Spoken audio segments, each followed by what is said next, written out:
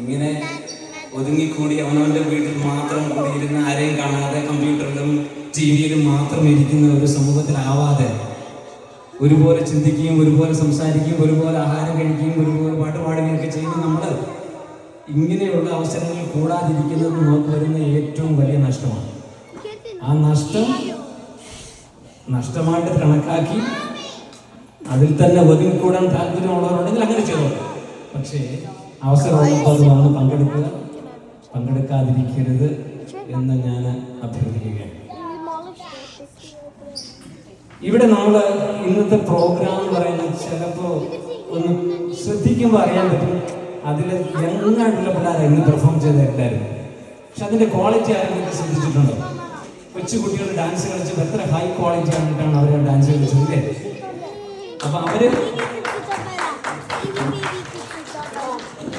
പിന്നെ ഇവിടെ തിരഞ്ഞെടുത്ത ഓരോ പ്രോഗ്രാമിൽ തിരഞ്ഞെടുത്ത പാട്ടുകളും അതിൻ്റെ ഈണങ്ങളും അതിൻ്റെ താളവും വളരെ കുറച്ചേ ഉണ്ടായിരുന്നെങ്കിൽ പോലും അത് വളരെ ഭംഗിയായിട്ട് ആസ്വദിക്കാൻ നമുക്ക് പറ്റും അല്ലേ? അപ്പൊ അതുകൊണ്ട് ഇത് കാണാനും ആ കുട്ടികൾക്ക് പ്രോത്സാഹിപ്പിക്കാനുമുള്ള ചുരുങ്ങിയ ചില അവസരങ്ങൾ ഒരിക്കലും നമ്മൾ വിനിയോഗിക്കാതിരിക്കരുത്.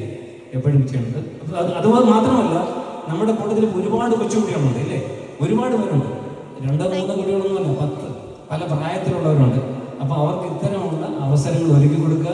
അവർ തയ്യാറായി വരും, നമ്മളത് ആസ്വദിക്കുക, പ്രോത്സാഹിക്കുക. വലിയ എഫേർട്ടൊന്നുമില്ല, ഉണ്ടാവാമായിരിക്കുമെന്ന് പറയാമെങ്കിലും നമ്മളൊന്ന് ആലോചിച്ചാൽ നടക്കാവുന്ന കാര്യങ്ങളേ ഉള്ളൂ.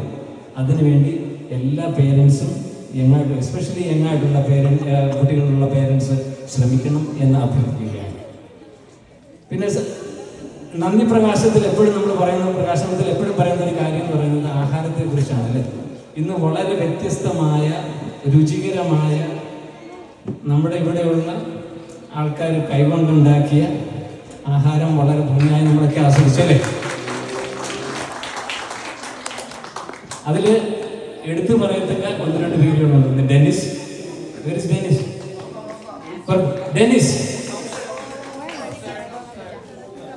ഡെന്നിസ് കുറച്ചു കാലമായിട്ട് ഇവിടെ ഫോർട്ട് മക്മറിൽ ഉണ്ടായിരുന്ന ഒരാളാണ്. പക്ഷേ നമുക്ക് പലപ്പോഴും പല കാരണങ്ങളാൽ ഡെന്നിസുമായിട്ട് കണക്ട് ചെയ്യാൻ പറ്റാതിരിക്കുകയോ നമുക്ക് മിസ്സാവുകയൊക്കെ ചെയ്തിട്ടുണ്ട്. വളരെ ഭംഗിയായി വളരെ പ്രൊഫഷണലായിട്ട് രുചികരമായ ഭക്ഷണം ഉണ്ടാക്കാനായിട്ട് ഡെന്നിസ് വളരെ ക്ഷമയോടുകൂടി ചെയ്യാനായിട്ട് ഡെന്നിസ് കഴിയും. ഇപ്പം ഡെന്നിസിനോടുള്ള നന്ദി പ്രത്യേകം അറിയിക്കുകയാണ്. പിന്നെ ഷൈജൻ പേര് ഇന്ന് ഇവിടെ നിങ്ങൾക്ക് കിട്ടിയ ചിക്കനിൽ കൈകൊണ്ട് തൊടാത്ത ഒരു പീസ് ഒന്നും ഷൈജൻ്റെ എൻ്റെ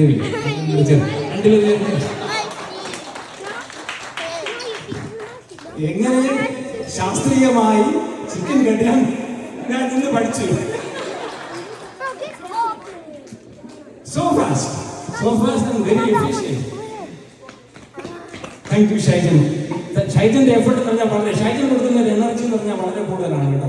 നമ്മൾ വിചാരിക്കുന്ന പോലെയല്ല. ഷൈജൻ കൂടെയുള്ളവരെ ഇങ്ങനെ മോട്ടിവേറ്റ് ചെയ്ത് വഴക്ക് പറഞ്ഞാലും എങ്ങനെയായാലും ഒച്ച വെച്ചാൽ ഷൈജൻ എന്ന് കൊടുക്കുന്ന എനർജി നമുക്ക് റിഫ്യൂസ് ചെയ്യാൻ പറ്റത്തില്ല.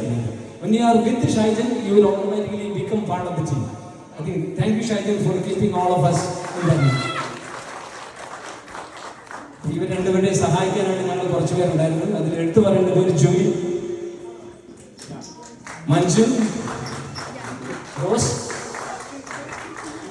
റഷീദ്, പിന്നെ അവരുടെ കൂടെ അവരുടെ കൈയാളായിട്ട് നിക്കിയും ജെയിനും വരുൺ എല്ലാവരും ഉണ്ടായിരുന്നു. അപ്പൊ എന്തായാലും വലിയ എഫേർട്ട് ഉണ്ടെന്ന് ഞങ്ങൾക്ക് തോന്നില്ല. പക്ഷേ ഇതിൽ വന്നവരെല്ലാവരും വളരെ ആസ്വദിച്ചു കേട്ടോ.